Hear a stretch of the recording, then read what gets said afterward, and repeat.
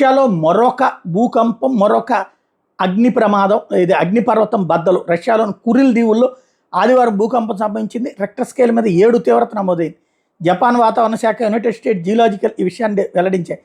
Russia అత్యవసర సేవల మంత్రిత్వ శాఖ పలు ప్రాంతాల్లో సునామీ హెచ్చరికలు జారీ చేసింది. ఇప్పటివరకు ప్రాణ ఆస్తి నష్టానికి సంబంధించి ఎలాంటి సమాచారం తెలియలేదు. భూకంపం దాడికి పలు నగరాల్లోని భవనాలు ఊగిపోయాయని రష్యా మీడియా చెప్పింది. ప్రజలు భయభ్రాంతులకు గురై ఇళ్ల నుంచి పరుగులు తీశారు. ఇటీవల రష్యా తీరంలో భారీ భూకంపం సంభవించింది. రెక్టర్ స్కేల్ మీద 8.8 తీవ్రత నమోదైంది. ఈ భారీ భూ ప్రకంపనల దాటికి రష్యా, జపాన్తో పాటు ఉత్తర పసిఫిక్లోని పలు తీర ప్రాంతాలను కూడా సునామీ తాకింది. పసిఫిక్ ప్రాంతం 2011 తర్వాత ఇదే అత్యంత భారీ భూకంపం నిపుణులు చెప్పుకొచ్చారు. దాని ప్రభావంతోనే తాజాగా భూకంపం వచ్చినట్టు అధికారులు అంచనా వేస్తున్నారు. మళ్లీ ప్రకంపనలు వచ్చే అవకాశం ఉన్నందున ప్రజలు అప్రమత్తంగా ఉండాలని సూచించారు. రష్యాలోని కంచట్కా ద్వీపకల్పంలోని క్రాషెన్నికో అగ్నిపర్వతం శనివారం అర్ధరాత్రి బద్దలైనట్టు అక్కడున్న మీడియా చెబుతోంది. ఇటీవల సంభవించిన భారీ భూకంపం వల్ల దాదాపు 600 ఏళ్ల తర్వాత మొదటిసారి ఈ అగ్నిపర్వతం బద్దలైనట్టు రష్యా అత్యవసర సేవల మంత్రిత్వ శాఖ చెప్పింది.